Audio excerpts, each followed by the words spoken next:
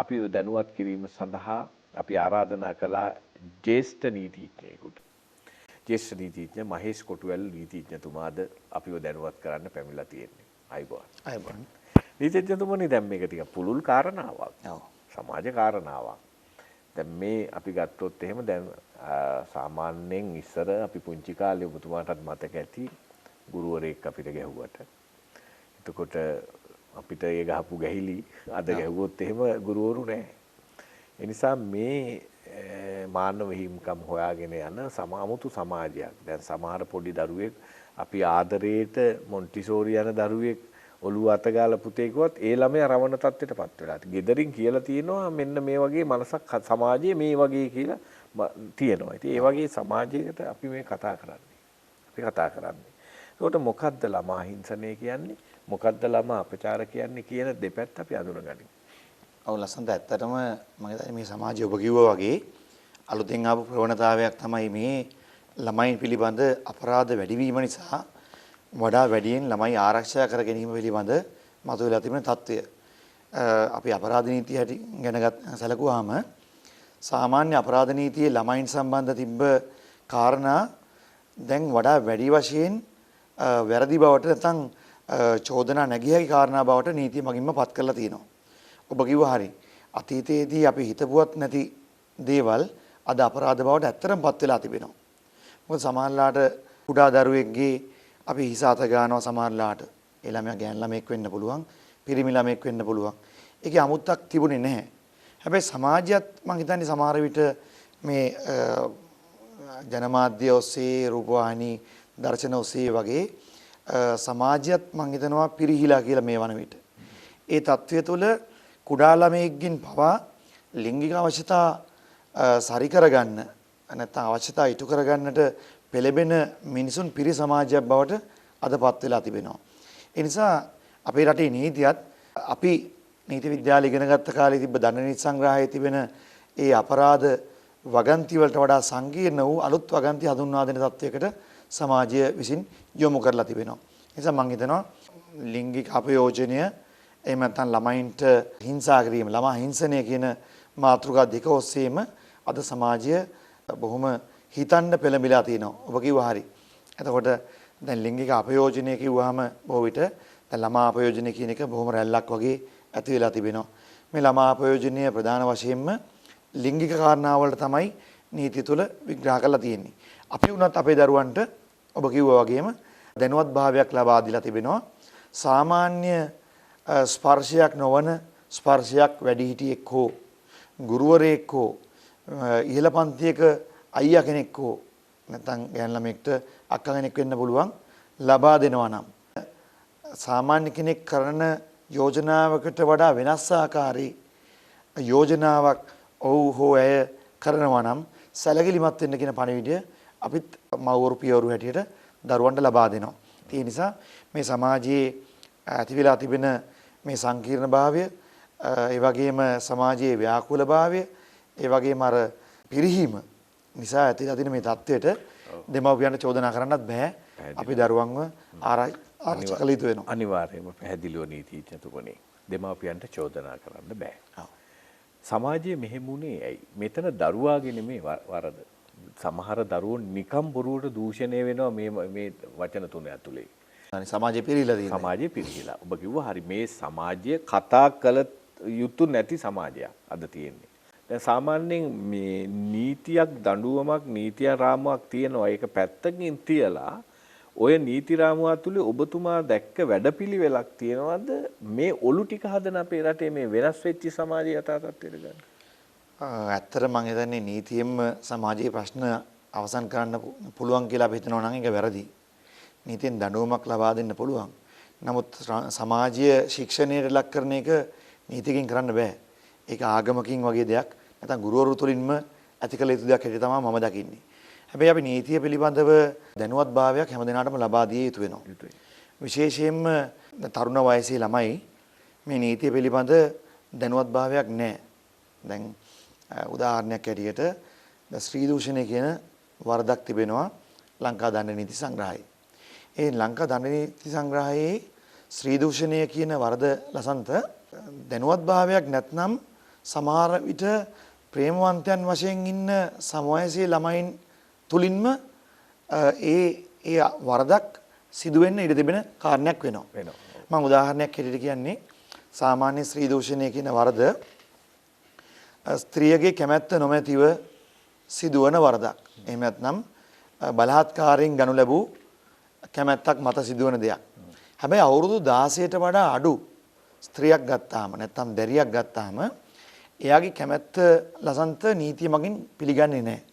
එයාගේ කැමැත්තෙන් තමාගේ පෙම්වතා වෙන්න පුළුවන් වෙනත් අයෙක් සමග වෙන්න පුළුවන් ලිංගිකව හැසිරුණොත් එතන ස්ත්‍රී දූෂණය කියන වරද සිද්ධ වෙනවා. ඒක 16ට වඩා වැඩි අය සම්බන්ධයෙන් එහෙම චෝදනා වෙල්ල වෙන්නේ නැහැ. 16ට වඩා අඩු වුණාම මේ නීතියේ තියෙන ප්‍රතිපාදන මත බොහොම සැලකිලිමත් විය යුතු වෙනවා සමාජයේ. බරපතල වරදක්. බරපතල වරදක් වෙනවා. එතකොට දැන් 16ට වඩා අඩු ගෑන් ළමෙක් ගත්තාම තව තියෙනවා අපහරණය කියලා දෙයක්. ඒ කියන්නේ නීත්‍යානුකූල බාරකාරත්වයෙන් අපහරණය කියලා කියනවා. අපි හිතමු දැන් සාමාන්‍යයෙන් දරුවෙක්ගේ ස්වභාවික බාරකාරය තමයි අම්මයි තාත්තයි. ඒතර අම්මයි තාත්තගේ කැමැත්ත නැතුව ඒ දරුවව වෙන කෙනෙක් වෙන කොහෙට හරි අරගෙන ගියොත් ඒක අරගෙන යන එක බලාත්කාරයෙන් ඇදගෙන යන්න ඕනේ නෑ. සමහරට දරුවට කියනවා අසවල් තැනට ඔයා එන්න කියලා බොහොම සුහදව. දරුවා කැමැත්තෙන්ම යනවා. ඒතර යන දරුවා අවුරුදු 14කට වඩා අඩු පිරිමි ළමෙක් නම් එහෙම නැත්නම් අවුරුදු 16කට වඩා අඩු ගැහැණු ළමෙක් නම් ඒක නීත්‍යානුකූල බාරකාරත්වයෙන් අපහරණය කියන අපරාධ වරද තුළට වැටෙනවා. එතකොට ඒ වගේ දෙයක් සිදු වෙන්න පුළුවන් නීතිය පිළිබඳ නොදැනුවත්භාවය නිසා. සමහරවිට යම්කිසි කාරණයක් මත දැන් මම අනුරාධපුර ප්‍රදේශයේ නීතිඥවරයෙක් හැටියට කටයුතු කරනවා. දැන් නඩුවල සමහර වෙලාවට අපි දැකලා තිබෙනවා.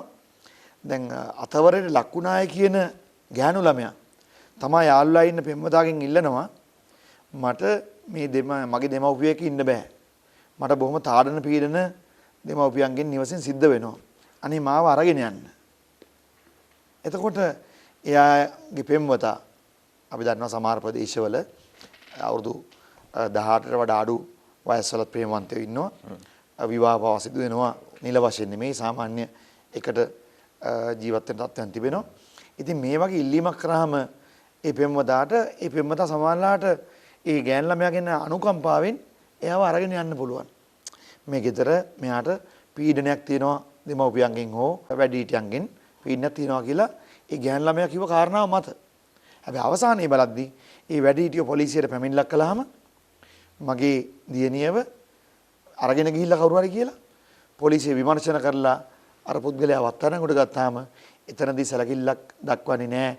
ගෑන් ළමයාගේ ඉල්ලීම මත තමයි අරගෙන ගියේ කියන එක. නීතියට අනුව අවුරුදු 16ට වඩා අඩු ගෑනු ළමෙක් හෝ අවුරුදු 14ට වඩා අඩු පිරිමි ළමෙක්ව නීත්‍යානුකූල බාරකාරයාගේ කැමැත්තෙන් තොරව අරගෙන ගියොත් ඒක අපහරණය කියන වරදට වැටෙනවා. එතකොට ඔහුට නඩුවක් වැටෙනවා. කී දෙනෙකුට ප්‍රශ්නයක් අනිවාර්යයෙන් අපි දන්නවා ප්‍රායෝගිකව බොහෝ දෙනෙක් මේ ස්ත්‍රී දූෂණය කියන වරදට හසු වෙලා තිබෙනවා මේ ප්‍රේමවන්තයන්. නොදැන පෙම් කරන්න ගියේ. වයස පිළිබඳ මේ නීතිමය කාරණා පිළිබඳ නොදැනුවත්භාවය නිසා. ඒ නිසා අර කිව්වා වගේ සමාජයේ දෙමව්පියෝ හැටියට අපි දරුවන්ව දැනුවත් කරනවා වගේම දෙමව්පියන් හෝ ගුරුවරුන් මේ රටේ නීතිය පිළිබඳවත් දරුවන්ව දැනුවත් කරොත් හොඳයි කියලා මම හිතනවා ලසන්ත. මම හිතනවා මේ පාසල් වල අධ්‍යාපනයේ කොටසක් හැටියට අපි සෑහෙන්න හඬක් නැගුවා පාසල් විෂයට විෂයක් හැටියට නීතිය ඇතුළත් කරා නම් අඩු ගානේ යම්කිසි අවබෝධයක් දරුවන්ට ලබා ගන්න පුළුවන් රටේ ජනතාවට ලබා ගන්න පුළුවන් අපේ හැසිරීම පිළිබඳ කොයි විදිහටද අපි කටයුතු කරන්න ඕනේ කියලා. ඒ ළමා හිංසනය ළමා අපචාර සම්පන්න පොඩි සදාචාර පැත්තකුත් තියෙනවා නීතිඥතුමනි අපි කතා කළ යුතු.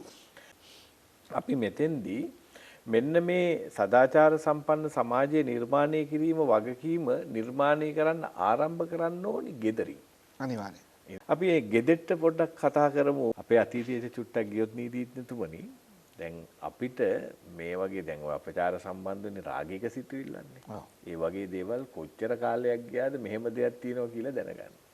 දැන් ළමයින්ට එහෙම නෙමෙයි. අන්තර්ජාලය ඇවිල්ලා ජංගම අම්මලා තාත්තලා කරන්නේ තිස්සෙල්ලාම දුරකථනයක් ටෙලිෆෝන් එකක් අරන් දෙනවා. කුතුහලයෙන් හොයා ඉන්න ටික දෙමව්පියෝ අතට ගෙනත් දෙනවා මෙන්න පුතේ මේ ටික කියලා. අම්මා දැනගන්න ඕනි ඒ පරිසරයේ ගෙදර හදාගන්න. ඔබතුමාට අත්දැකීම් ඇති අනන්ත. ඒ ටිකත් එක්ක අපි ටිකක් කතා කරමු අම්මටයි තාත්තටයි ගෙදෙට්ටයි. නැත්තටම ලසන්ත ඔයා කිව්ව එක ඊටාම නිවැරදි. මොකද මේ නීතිය මගින් හැමදේම කරන්න බෑ.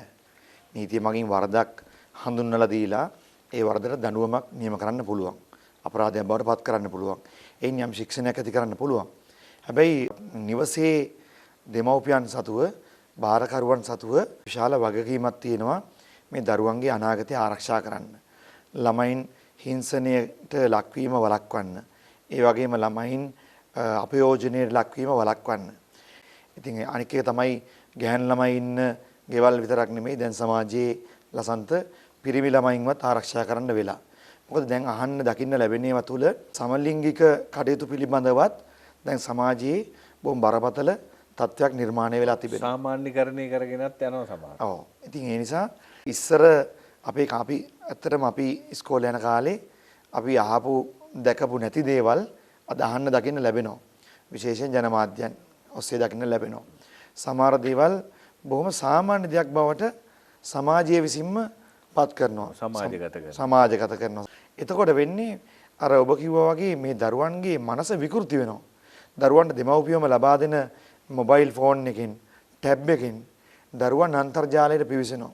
සාමාන්‍ය දරුවන්ගේ ලක්ෂණයක් තියෙනවා ලසන්ත අපිට එහෙම අවස්ථාවක් තිබුණේ නැහැ. කවුරු හරි එපා කියලා තියෙන දෙයක් නැත්නම් තහනම් කරලා තියෙන දෙයක් බලන්න තමයි වැඩිම කුතුහලයක් තියෙන්නේ. කැමැත්තක් තියෙන්නේ. එතකොට වැඩිහිටියන්ට පමණක් සීමා වෙච්ච දේවල් අන්තර්ජාලේ තියෙනවා කියලා දැනගත්තාම ඒ අය ඒක සොයා බලන්න નિરાයසයෙන්ම පෙළඹෙනවා.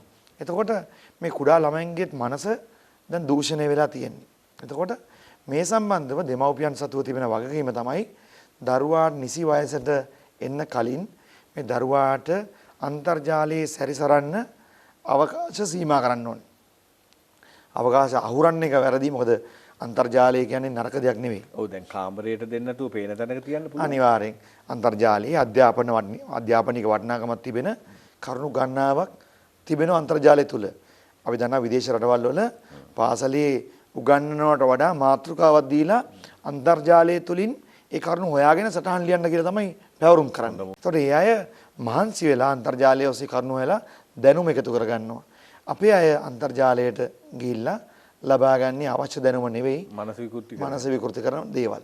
ඒ නිසා දෙමව්පියෝ අනිවාර්යයෙන්ම දරුවන් සම්බන්ධව මේ අන්තර්ජාලයට යොමු වීම සම්බන්ධව සීමා කිරීමක් කළ යුතු වෙනවා. දරුවෙකුට දුරකථනයක් ලබා දෙනවා නම් පරිගණකයක් ලබා දෙනවා නම් ඒ පිළිබඳ විමසිල්ලෙන් සිටිය යුතු වෙනවා. ඒක තමයි පළවෙනි කාරණේ. අනිත් කාරණේ තමයි සමාජය ගැන දරුවන්ට යාළුවෝ වගේ දැනුවත්භාවයක් ලබා දෙන්න එක කරන්න පුළුවන් ඕනෙම මවකට ඕනෙම පියෙකුට. මම ඉස්සලා කිව්වා වගේ මම මගේ දරුවන්ට මේ විදිහට කරුණු කියා දීලා තිබෙනවා. ඒ කියන්නේ ඔබට යම්කිසි ප්‍රශ්නයක් පුතාට ප්‍රශ්නයක් වුණොත් එහෙම වැඩිහිටි ශිෂ්‍යයෙක්ගෙන් හරි ගුරුවරයෙක්ගෙන් හරි වෙනත් කෙනෙක්ගෙන් හරි මට ඒක කියන්න. එතකොට ඒ කරුණ මොකද්ද කියන එක සොයලා බලලා ඒක මේ ලිංගික අපචාරයක්ද එහෙම නැත්නම් නොහොබිනා ක්‍රියාවක්ද කියන එක තක්සේරු කරලා ඒ සම්බන්ධව උපදෙස් දෙන්නෝ කටයුතු කරන්න මට හැකියාව තිබෙනවා. ඒ වගේ නිරන්තර සෝදිසියකින් දරුවෝ සම්බන්ධ හිටියොත් එහෙම ලසන්ත බොහෝ විට අපිට මේ දරුවන්ව අපචාරවලට ලක්වීම වළක්වා ගන්න පුළුවන්.